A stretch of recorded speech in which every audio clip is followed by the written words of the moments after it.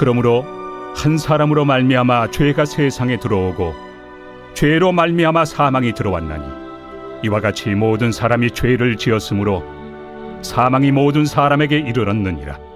죄가 율법 있기 전에도 세상에 있었으나 율법이 없었을 때는 죄를 죄로 여기지 아니하였느니라. 그러나 아담으로부터 모세까지 아담의 범죄와 같은 죄를 짓지 아니한 자들까지도 사망이 왕노릇하였나니 아담은 오실 자의 모형이라. 그러나 이 은사는 그 범죄와 같이 아니하니 곧 한 사람의 범죄를 인하여 많은 사람이 죽었은즉 더욱 하나님의 은혜와 또한 한 사람 예수 그리스도의 은혜로 말미암은 선물은 많은 사람에게 넘쳤느니라. 또 이 선물은 범죄한 한 사람으로 말미암은 것과 같이 아니하니 심판은 한 사람으로 말미암아 정죄에 이르렀으나 은사는 많은 범죄로 말미암아 의롭다 하심의 이름이니라. 한 사람의 범죄로 말미암아 사망이 그 한 사람을 통하여 왕노릇하였음즉 더욱 은혜와 의의 선물을 넘치게 받는 자들은 한 분 예수 그리스도를 통하여 생명 안에서 왕노릇하리로다. 그런즉 한 범죄로 많은 사람이 정죄에 이른 것 같이 한 의로운 행위로 말미암아 많은 사람이 의롭다 하심을 받아 생명에 이르렀느니라. 한 사람이 순종하지 아니함으로 많은 사람이 죄인 된 것 같이 한 사람이 순종하심으로 많은 사람이 의인이 되리라. 율법이 들어온 것은 범죄를 더하게 하려 함이라.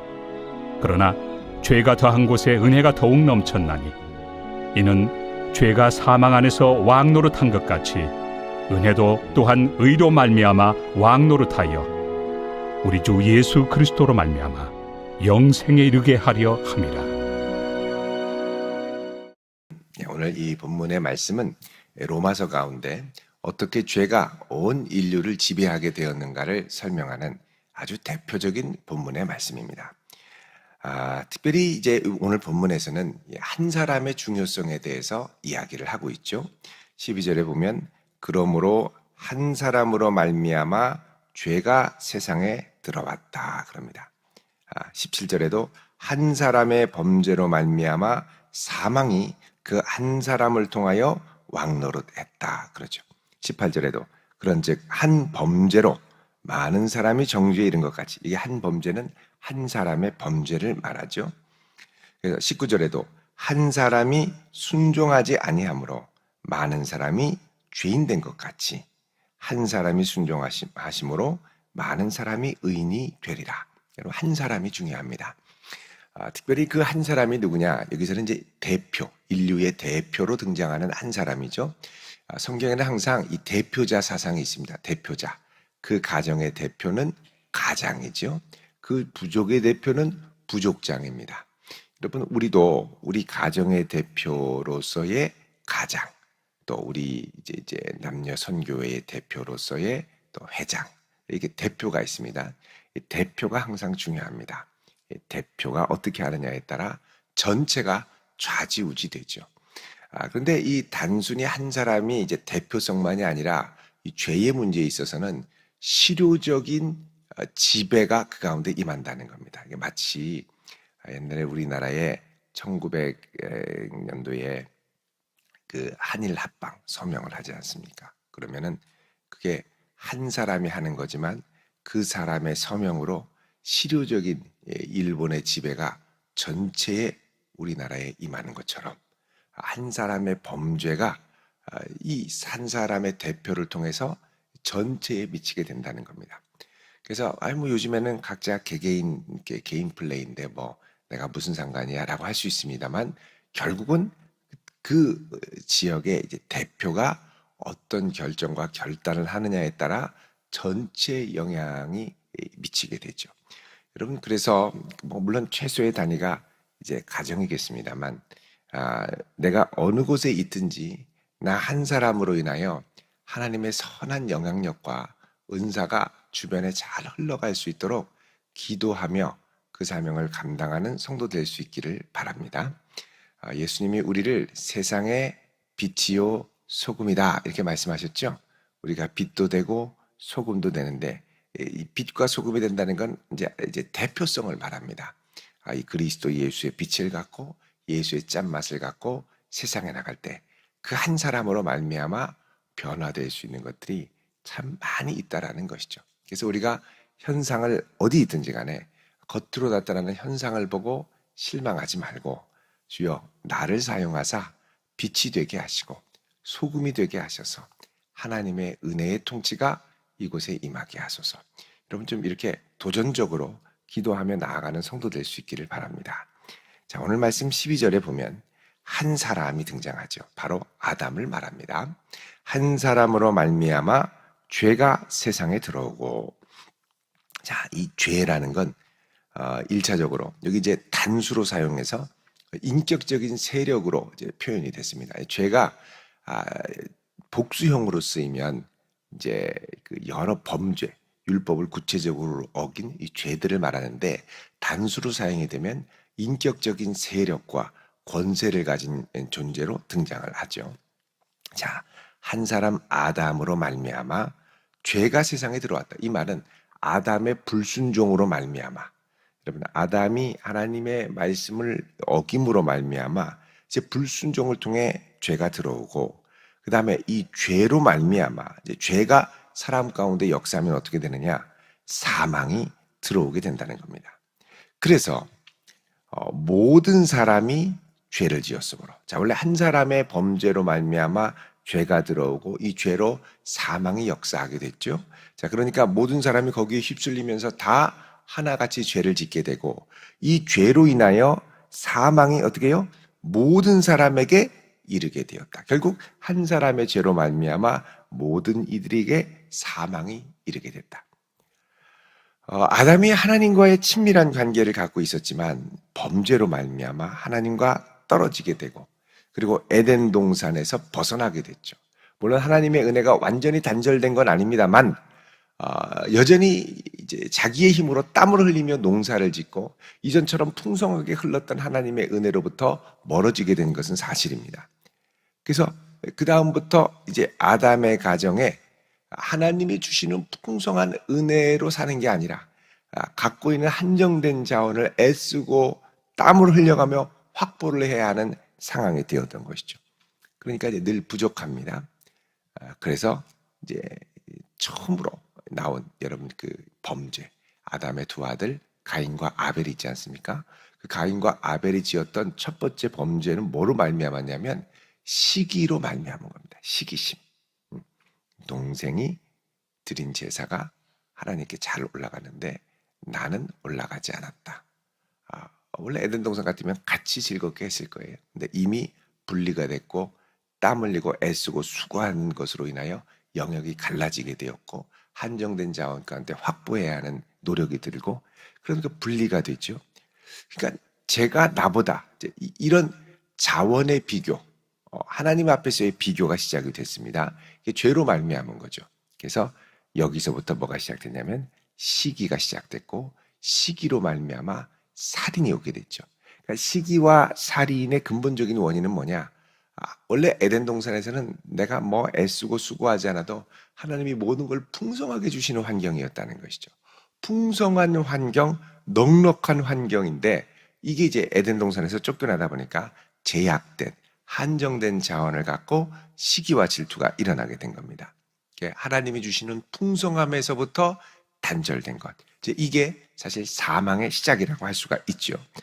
자, 그래서 결국은 이 죄로 말미암아 사망이 모든 인류에게 오게 되었습니다. 13절에 죄가 율법 있기 전에도 세상에 있었으나, 자, 죄가 율법이 있기 전에도 세상에 있었으나, 그러니까는 여러분 우리에게 자유의지가 있는 한 죄가 있었다고 할 수는 없습니다만 늘 이 가능성, 잠재적인 가능성은 갖고 있죠. 내가 하나님께 순종할 수도 있지만 내 자유의지로 불순종할 수도 있지 않습니까?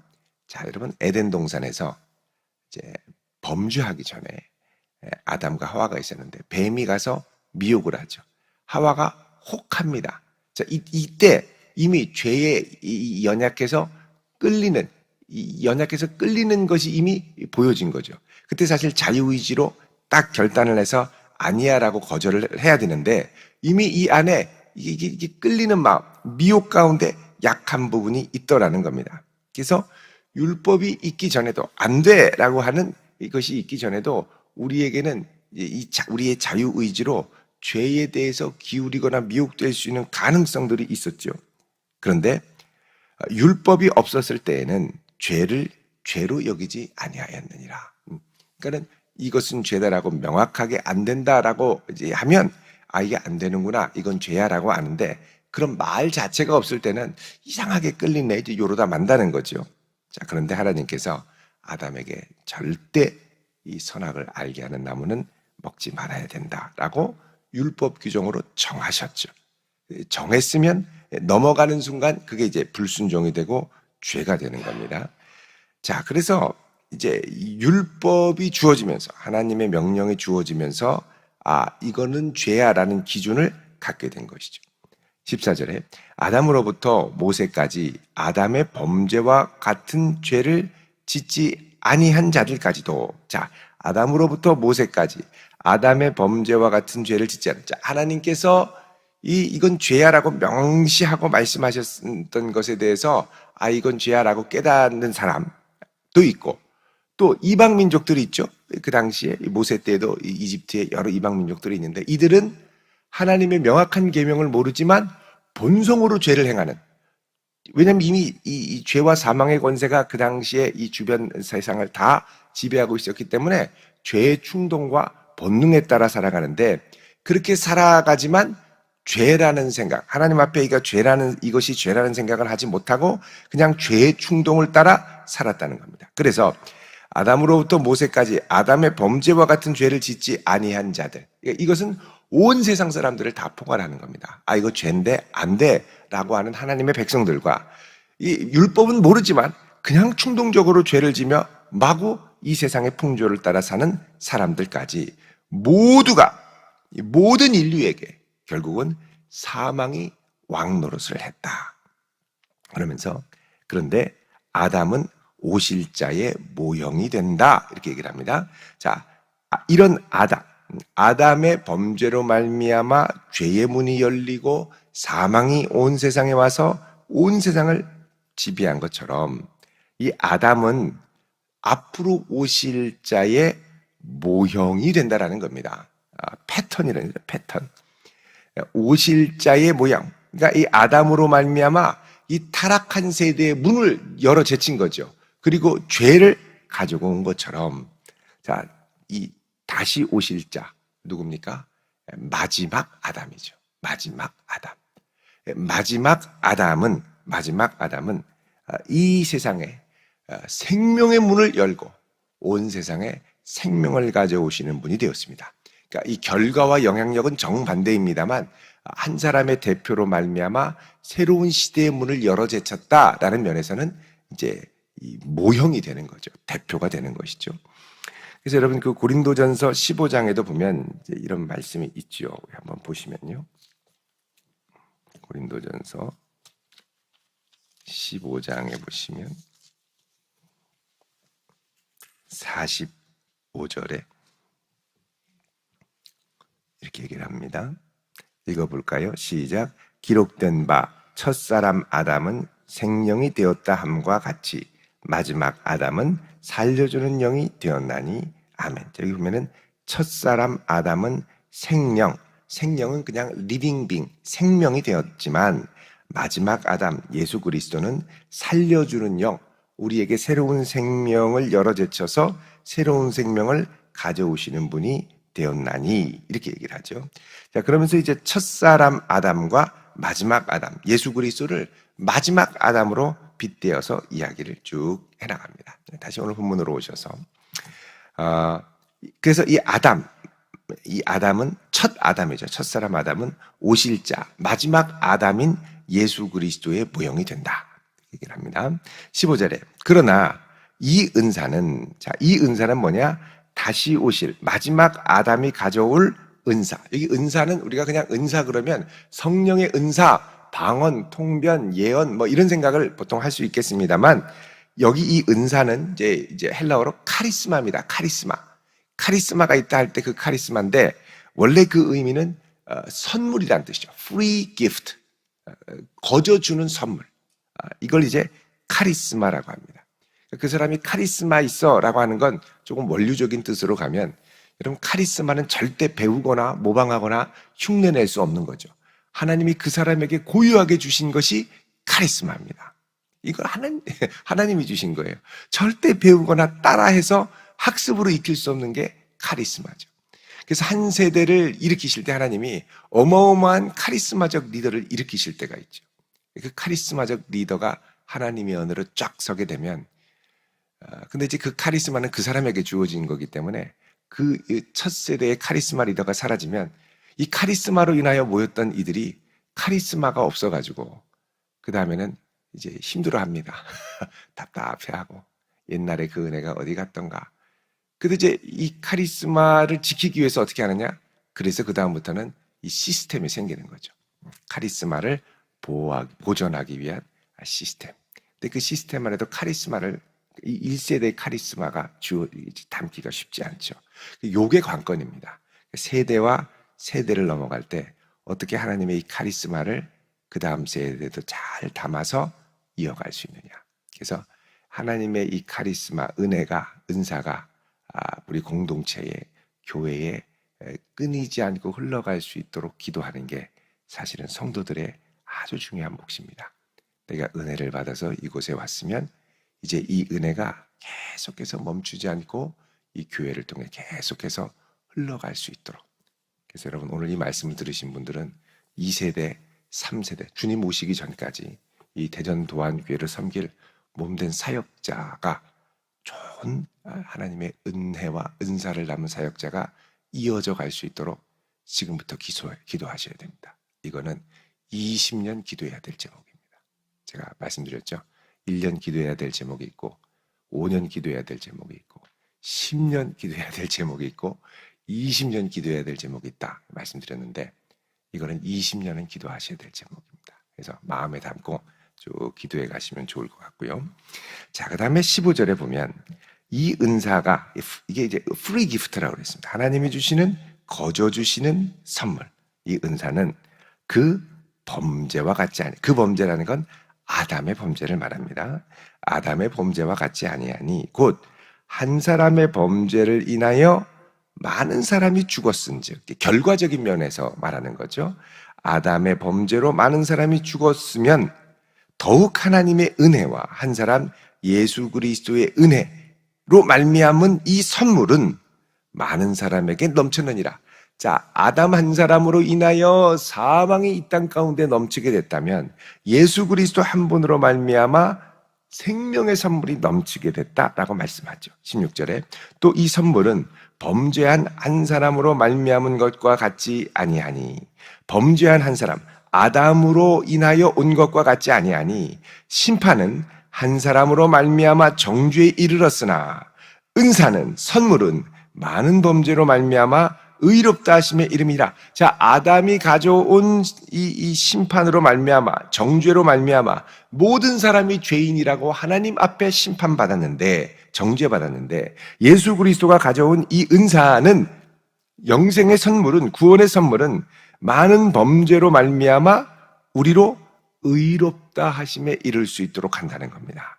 17절에 한 사람의 범죄로 말미암아, 계속해서 지금 대조하고 있죠. 한 사람의 범죄로 말미암아 사망이 그 한 사람을 통하여 왕노릇을 하는데, 사망이 한 사람 아담을 통하여 왕노릇하는데, 그 지금 이 세상은 왕노릇, 사망이 왕노릇하는 시대이죠. 여러분, 이 젊은 세대도요, 이 하나님의 은혜의 통치 가운데 있지 않고 그냥 혼자 뭐 이렇게, 이제 위험한 게 혼자 뭐 자기만의 세계에 갇혀서 뭐 혼자 있다가, 아니면 뭐 세상 친구들을 만나다가 또 뭐 인터넷에 뭐 이상한 거에 빠져가지고 이러다가 이제 나중에 혼자 그 시간을 한 1년, 2년, 3년 이렇게 보내면요, 그 다음에 사람이 좀 이상해집니다. 이상해져요. 요즘에 청년들을 보면 극에서 극이에요. 마음과 중심을 잘 지키며 은혜로 살아가는 사람이 있는가 하면 완전히 세상에 팍 빠져서 이 풍조에 이게 하다가 마음과 생각과 가치관들 이렇게 약간 얘기하다 보면 이렇게 약간 헷가닥 돈 느낌? 이 정도로 이렇게 완전히 극에서 극으로 가는 경우가 많은 거죠.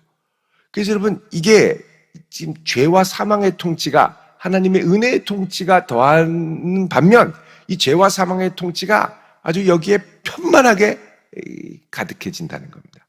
그래서 지금 우리가 두 왕국, 두 세대 가운데 끼어서 살고 있죠. 여러분, 이 은혜를 잘 지켜갈 수 있기를 축원드립니다. 은혜를 잘 지켜가야 돼요. 자, 그래서 18절에 17절 중반에 더욱 은혜와 의의 선물을 넘치게 받은 자들은 한 분 예수 그리스도를 통하여 생명 안에서 왕노릇을 하리로다.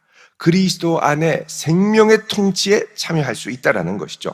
18절에 그런즉 한 범죄로 많은 사람이 정죄에 이른 것 같이 한 의로운 행위로 말미암아 예수 그리스도의 십자가입니다. 그것으로 말미암아 많은 사람이 의롭다 하심을 받아 생명에 이르렀느니라. 자, 그러면서 19절에 아주 중요한 표현을 하는데 한 사람이 순종하지 아니함으로 많은 사람이 죄인 된 것 같이 한 사람이 순종함으로 많은 사람이 의인이 되리라 그럽니다. 여러분, 여기 한 사람의 순종이라고 되어 있는데요. 이 순종이라는 말, 이게 이제 그 믿음의 순종을 말하는 겁니다. 믿음의 순종.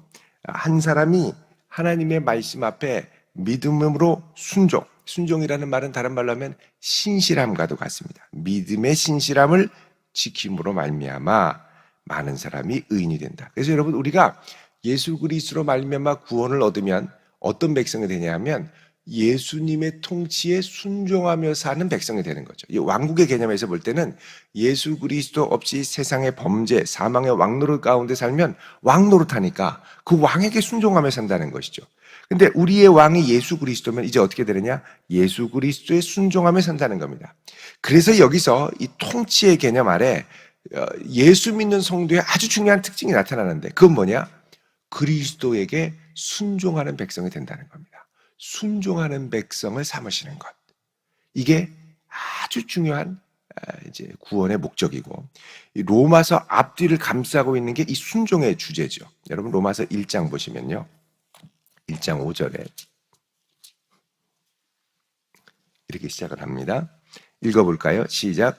그로 말미암아 우리가 은혜와 사도의 직분을 받아 그의 이름을 위하여 모든 이방인 중에서 믿어 순종하게 하나니 너희도 그들 중에 예수 그리스도의 것으로 부르심을 받았다. 그래서 우리가 은혜를 입어서 모든 사람들, 믿지 않는 이들 중에 믿게 돼서 하나님을 어떻게 하느냐? 순종하게 하신다는 겁니다. 순종하게. 자, 이게 이제 순종의 주제, 구원의 복음의 목적이 순종하는 백성이 되게 하는 거라고 말하고 16장으로 가시면 맨 뒤거든요. 26절. 16장 26절. 읽어보겠습니다. 시작. 이제는 나타내신 바 되었으며 영원하신 하나님의 명을 따라 선지자들의 글로 말미암아 모든 민족이 믿어 순종하게 하시려고 알게 하신 바 그 신비의 계시를 따라 된 것이니 이렇게 나와 있죠. 여기 보면은 모든 민족이 믿어. 복음의 목적입니다. 그죠? 25절에 나의 복음과 예수 그리스도를 전파함은 이렇게 얘기하는데요. 그 이유는 모든 민족이 믿어 뭐하게 해요? 순종하게. 순종해서 어떻게 해요? 예수 그리스도의 통치 아래 무릎 꿇고 경배할 수 있도록. 그래서 여러분, 이 복음의 중요한 목적이 뭐냐? 순종입니다.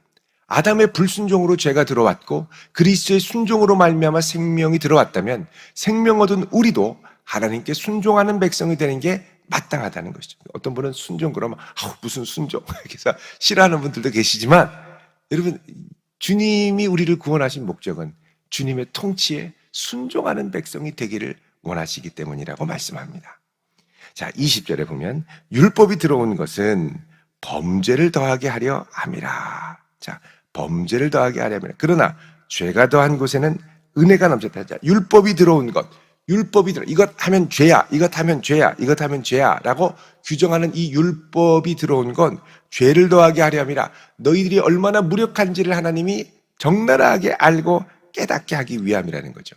그래서 살인하지 말라, 간음하지 말라, 도적질하지 말라 그러면 하지 말아야지 이렇게 하면 좋은데 도덕질 되게 좋은데 해볼까? 얼마나 재밌는데 요 생각을 하면 넘어갈 수 있다는 거죠. 간음하지 말라. 간음도 재밌을 것 같은데. 그러니까 말라고 하니까 죄의 충동을 더 느끼는 거예요. 이게 뭐냐?